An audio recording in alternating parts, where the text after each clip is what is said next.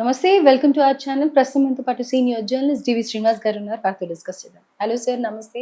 నమస్తే.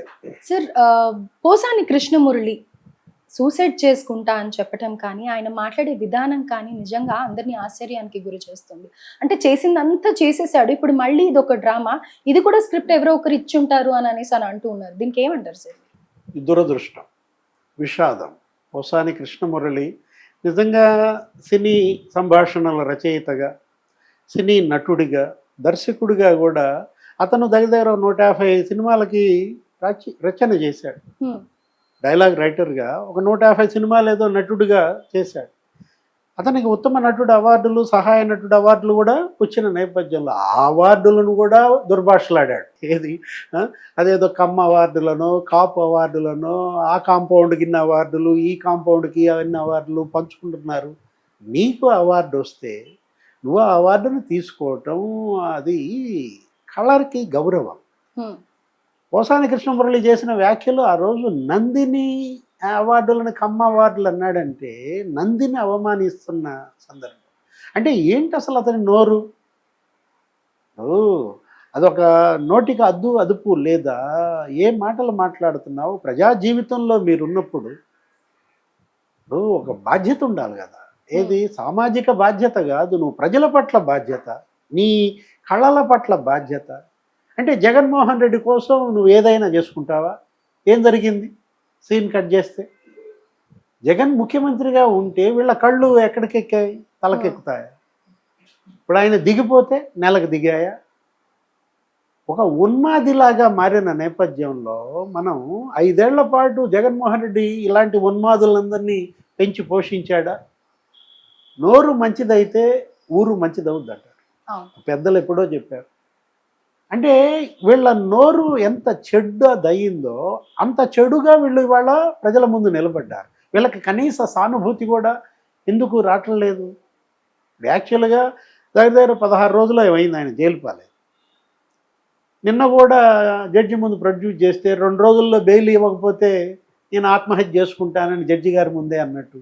నిన్న ఎక్కడో చూశాను ఏదో ఛానల్లో, ఎవరో లాయర్ అడ్వకేట్ మాట్లాడుతూ అసలు దాని మీద ఇంకో కేసు పెట్టారు. అవునా? ఏది ఆత్మహత్య అనేది నేరం కదా. ఆత్మహత్య చేసుకుంటానని నువ్వు బెదిరించడం, ఎవరిని బెదిరిస్తున్నాడు? సాక్షాత్తు న్యాయమూర్తిని. అంటే ఒకటి అక్కడ మనం పెట్టడానికి కుదరదు, న్యాయమూర్తి గారే పెట్టాలి.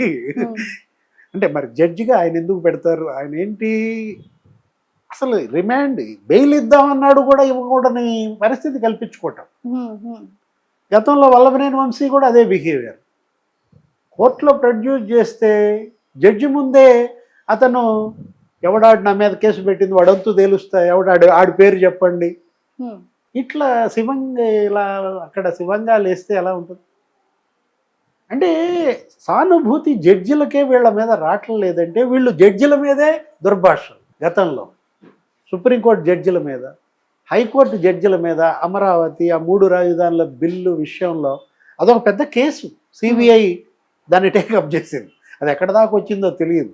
ఈ కొమ్మినేని శ్రీనివాసరావు, విజయసాయి రెడ్డి వీళ్ళందరూ ఉన్నారు అందులో ముద్దాయిలుగా. అప్పట్లో ఎవరో విదేశాల నుంచి మాట్లాడిన కొంతమంది, పంచ్ ప్రభాకర్ ఇలాంటి వాళ్ళు. అంటే నోరుంది కదా అని చెప్పి ఇష్టం వచ్చినట్టు చెలరేగిపోవాలి. అంటే ఇక్కడ జగన్ సానుభూతి తెలిపారు, నేనున్నా ధైర్యం ఇచ్చారు కదా, అదే ధైర్యంతో ఇట్లా మాట్లాడుతున్నారు. ఇంకా అలానే వాళ్ళ బిహేవియర్ లో చేంజ్ లేకుండా ఉంది అని అంటే ఇంకా ఎక్స్పెక్ట్ చేస్తున్నారంటారా జగన్ నుంచి? అంటే జగన్మోహన్ రెడ్డి నేనున్నానని ఎవరికి చెప్పాలి? జగన్ బాధితులకు చెప్పాలి. వీళ్ళు జగన్ బాధితులు కాదు, జనమే వీళ్ళ బాధితులు కదా. ఇప్పుడు పోసాని కృష్ణమురళి పవన్ కళ్యాణ్ ఎన్ని మాటలు అన్నాడు? అతని పెళ్ళాలని ఎలా మాట్లాడాడు? అతని కూతుళ్ళ పట్ల ఏ విధంగా మాట్లాడాడు? ఇప్పుడు పోసాని పట్ల ఎవరన్నా అలా బిహేవ్ చేశారనుకో అది తప్పే.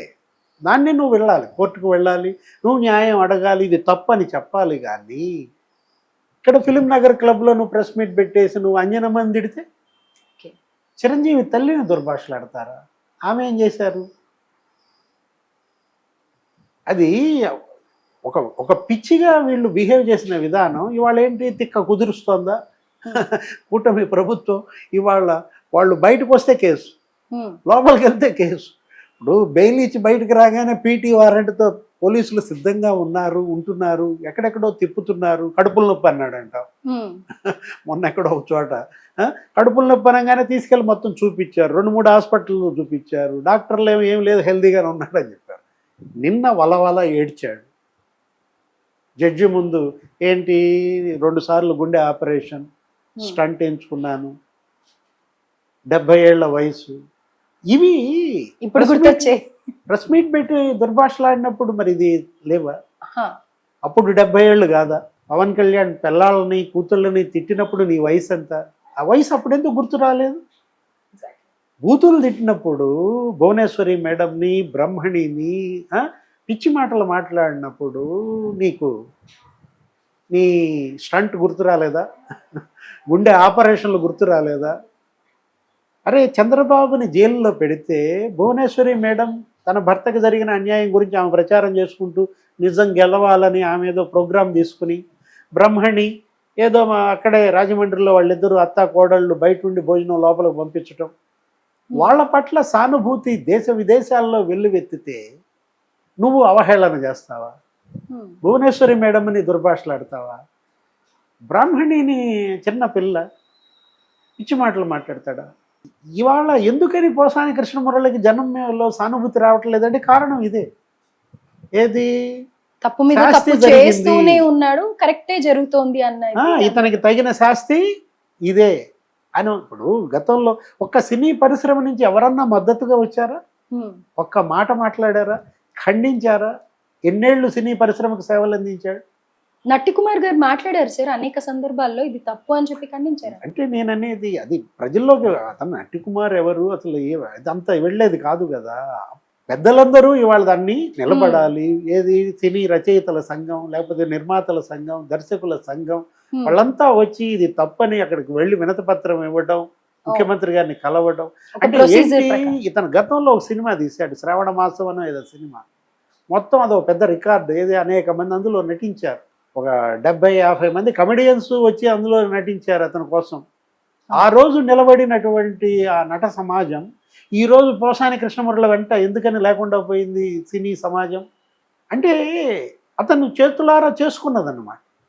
ఏది? వాళ్ళ పోసాని కృష్ణమురళి, వల్లభనేని వంశీ మీద ఎందుకని సింపతి రావట్లేదు? అతను అసెంబ్లీలోనే భువనేశ్వరి మేడంను ఉద్దేశించి మాట్లాడు. ఎన్టీఆర్ కుమార్తెలుగా ఇవాళ పురంధేశ్వరి, భువనేశ్వరి వాళ్ళందరికీ ప్రజలంతా అభిమానిస్తారు, గౌరవిస్తారు. అలాంటిది భువనేశ్వరి మేడం పట్ల వ్యక్తిత్వ హననానికి పాల్పడుతూ లోకేష్ పుట్టుక మీదే వీళ్ళు వల్గర్ లాంగ్వేజ్లో మాట్లాడటం. చంద్రబాబు కన్నీళ్లు పెట్టుకున్నాడు. 14 ఏళ్ళు ముఖ్యమంత్రిగా చేసిన ఆయన అసలు ఈ సభకి నేను అడుగు పెట్టనని భీషణ ప్రతిజ్ఞ చేశాడు.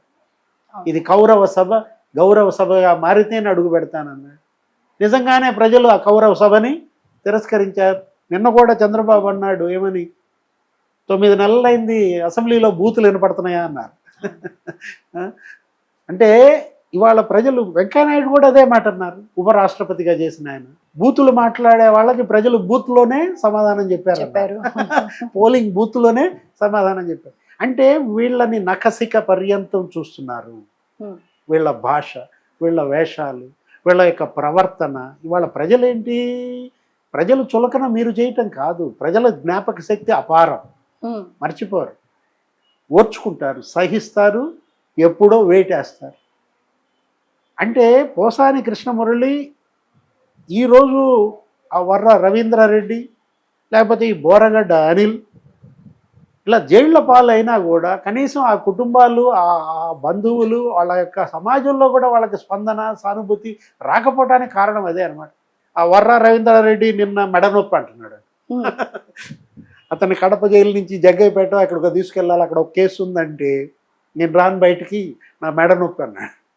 ఆ మెడకు ఒక పట్టి వేసి తీసుకెళ్ళారు. అంటే వల్లభనేని వంశీ ఇప్పటికి జైలు పాలై 20 రోజులు, నెల రోజులు అవుతారు. జగన్మోహన్ రెడ్డి జైలు పాలైతే ఆ రోజు అతని పక్కన తల్లి, చెల్లి, భార్య మొత్తం రోడ్డు మీద కూర్చున్నారు. ఏరి వీళ్ళ పట్ల ఇవాళ వల్లభనేని వంశీ కోసం ఆయన భార్య రోడ్డు మీద కూర్చుని ధర్నా చేసిందా? కృష్ణమురళి పోసాని కోసం ఆయన భార్య రోడ్డు మీద ధర్నా చేస్తుందా? అంటే కనీసం కుటుంబ సభ్యుల్లో కూడా వీళ్ళకి సానుభూతి లేదా? చేసుకున్న వాళ్ళకి చేసుకున్నంత మహదేవ, రైట్ చేసుకున్నంత కూటమే. Right sir. సో ఓవరాల్ గా పోసానికి తగిన శాస్త్రే జరుగుతుంది ప్రజల తరఫు నుంచి అని అనేసి అని అంటూ ఉన్నారు మీరు, అంతేనా సార్? అంటే సానుభూతికే అనర్హులుగా మారే ప్రవర్తన వీళ్ళది. Thank you sir, thank you so much. నమస్తే.